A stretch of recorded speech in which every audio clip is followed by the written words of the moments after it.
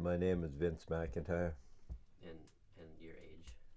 I'm 67 years old. And where were you born? I was born in the west of Ireland. Uh, how? What do you uh, do now? You're a farmer, and what's your occupation now? I'm a farmer, and I do woodworking, various. A jack of all trades, you might as well call me. Yeah. Um, how long have you lived here? I've lived here since 1979.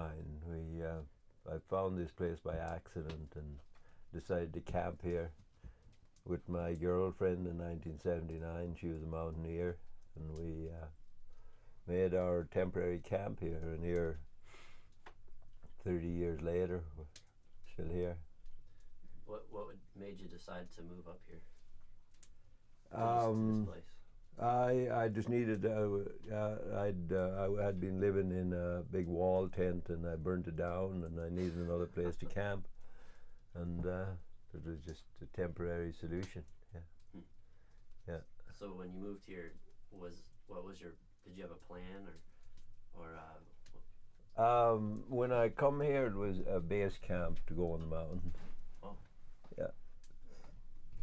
did you have an idea of how long you might be here or? I didn't. I didn't know how long because it was uh,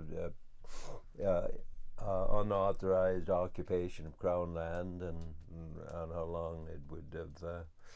What the implications of that I didn't understand or know about at the time. So I never seen it. Even today, I don't see it as permanent.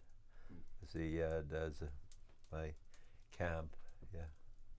Since you've been here since 1979, does it feel more permanent? It feels very permanent in the sense that it feels like home. This is most at home I feel any place since I left the place I was born. So this is where I decided in the world to settle down. Was there something special about this place that made you feel like this was a good place to settle?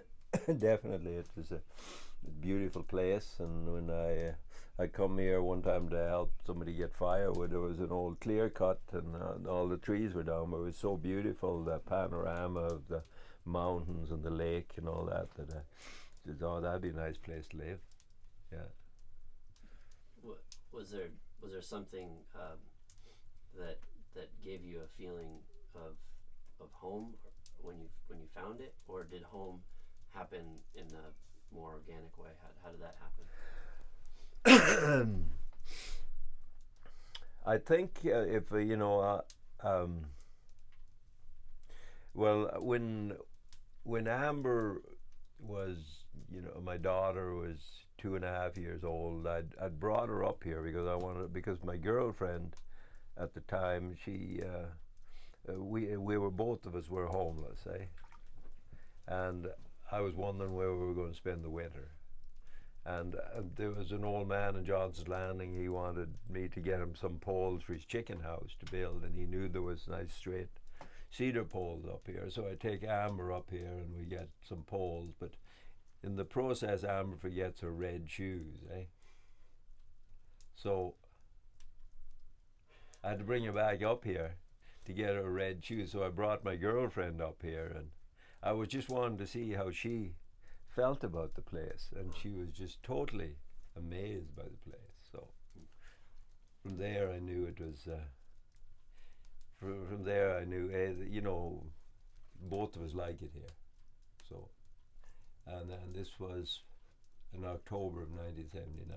So we wanted to make a camp, and back then I could really work hard, and we wanted to make it so it wasn't really visible or whatever because it was on Crown land. So I started digging down here, and she helped me, and we made that little downstairs place with a stove. I cut off a 45-gallon drum and put a hole for a lid and put it on the ground. That was our fire for the winter.